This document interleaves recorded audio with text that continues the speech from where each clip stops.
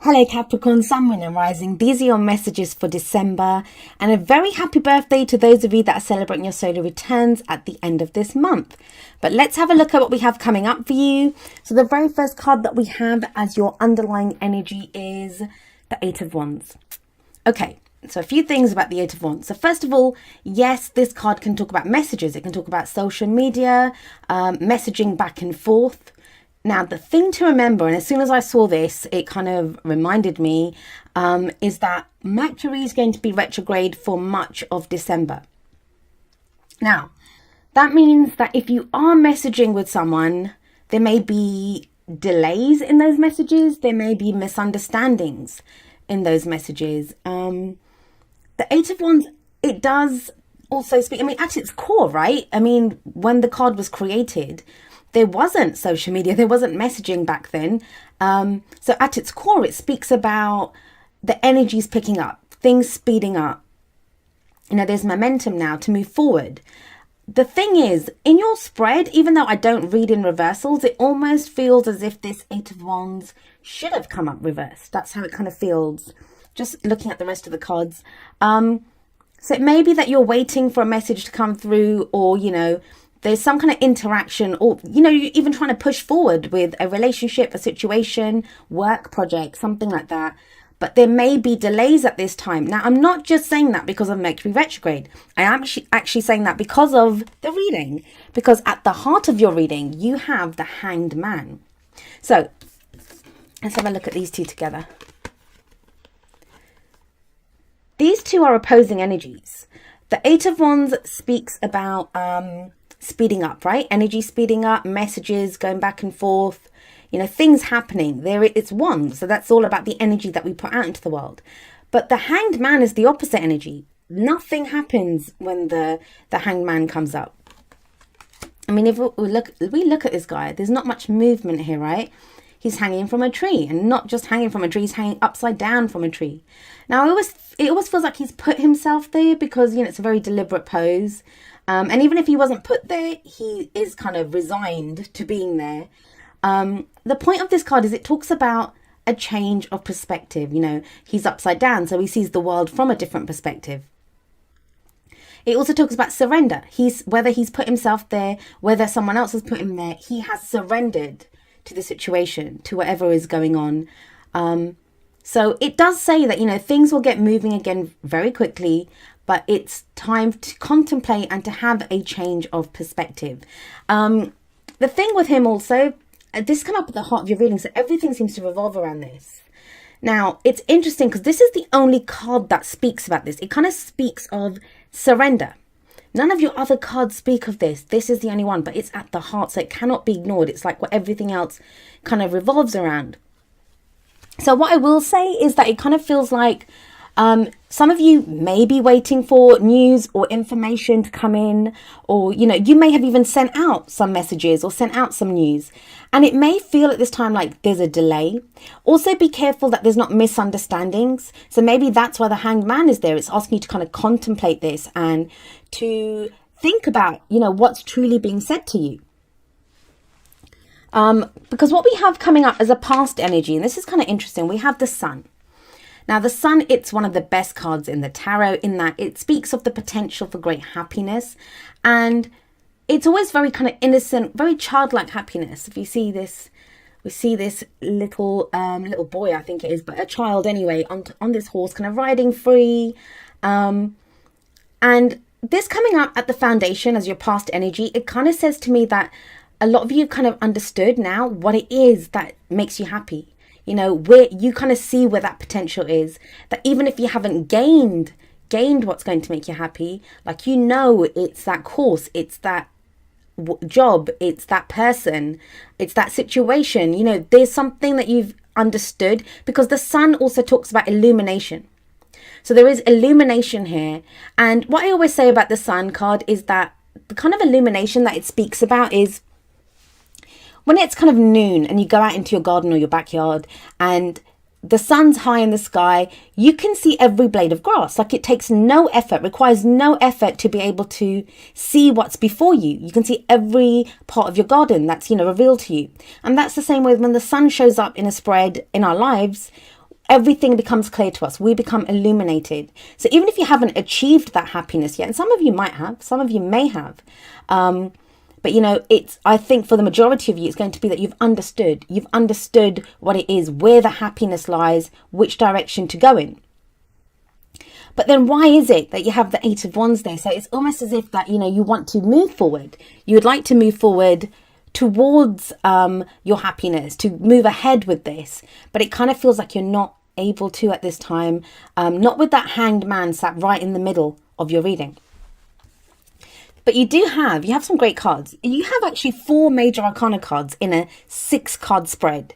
And that's major arcana energy. It's major life changes. It's energy that comes in very quickly, very powerful energy. So, you know, this December seems quite profound. Well, it would do, right? Saturn's coming home to Capricorn, so that's going to have an effect too. But we have the Magician coming up in the present. Now, the Magician card, yes, it's a card of manifestation. So I always see this as the first card of the tarot, the true beginning of the major arcana. I know we always say it's the Fool, but the Fool's numbered 0. So that's like not the beginning, not the end. It's that intermediate period, you know, where we're deciding to go again, where we're looking at what we're going to do, the journey ahead. This is when the journey begins. And we call the Magician a manifester because he has all that he needs to get what he wants. So whenever Mercury goes retrograde, and I have to kind of say that with the Eight of Wands and the Hanged Man coming up in your spread, you know, as the first 2 cards, I kind of feel like this is what you're feeling, this Mercury retrograde energy. And I know Mercury retrograde has a really bad reputation and everyone thinks it's there to, you know, it destroys everything or it makes things bad, but it doesn't. Any planet going retrograde, especially like Mercury retrograde, Mercury is about information. It's about, you know, what information we have. That's our thought processes. That's Mercury. So when Mercury goes retrograde, it's asking us to reevaluate, kind of relook at something. And this, I think, during this period, you're going to realize that you have everything that you need. That, you know, to get what you want, that you can get this sun energy that's in the past, that this might just be the potential, that, you know, you have the potential here to get what you want. But with the Magician in the present, this is about knowing that you'll figure out, like, you know, something from your toolkit, like, you know, that's what he has. That's his little toolkit. I always see this as looking in our toolkit and understanding, well, you know, I have what it takes to get what I want. Now, this card to me is also a card of communication.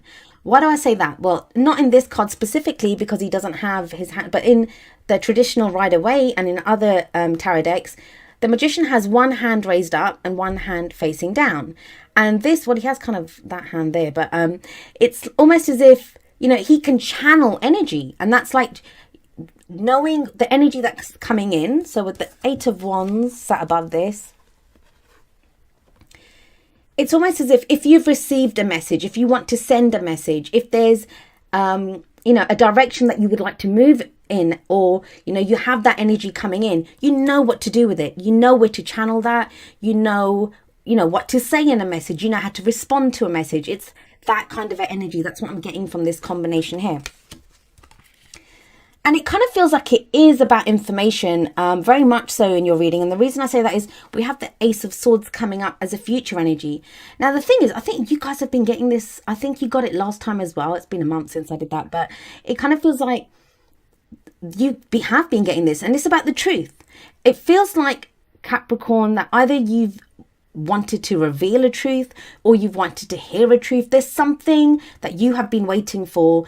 And it kind of feels like it's, even if it's been shown to you before, this is where you truly understand. So if it's some truth that you're waiting for, with that kind of Mercury retrograde energy that's coming up very strongly in your reading, it could be that you're kind of reevaluating, going back over it, and you fully understand what the truth is in this situation. So if you've received a message, or, you know, there's something that's been revealed to you, some information that you've received, it doesn't have to be about a relationship. It could be, this could be when, you know, someone sent you a message, someone that you may be interested in.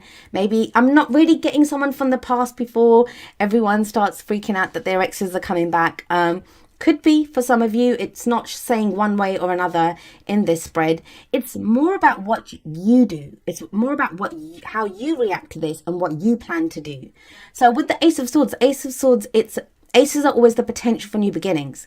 Swords are our thoughts, our beliefs, our ideas, and how we communicate them.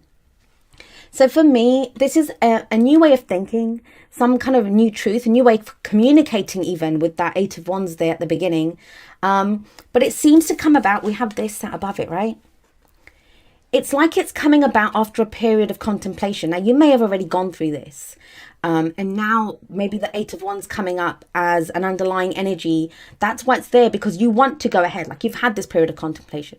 But the Hangman, like I said, not a lot changes. It's limbo. It says things will get moving again. But, you know, it's a period of having that change of perspective. And this is, what else would be a change of perspective than the Ace of Swords, which is so much about our thoughts, our beliefs, our ideas. Now, this is said to be one of the victory cards.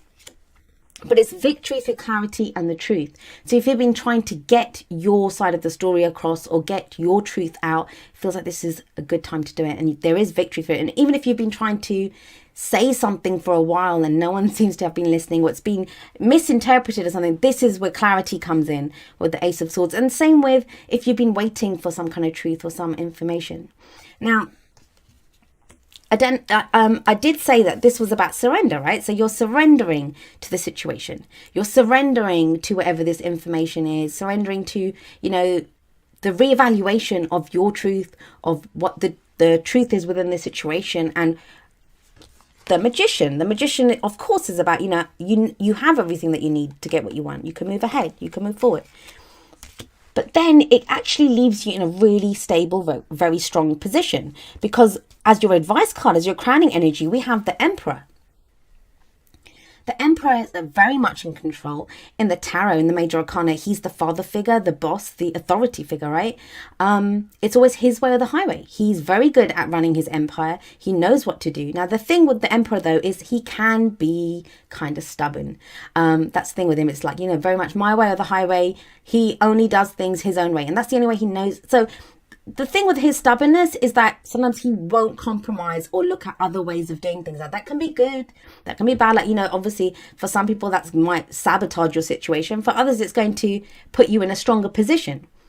If this is not you, then this could be someone that you're dealing with. It feels like for some of you, this could be a boss, this could be a father, like an older person. I usually do see this as a very masculine energy, but, you know, we all have the divine masculine and feminine energies within us.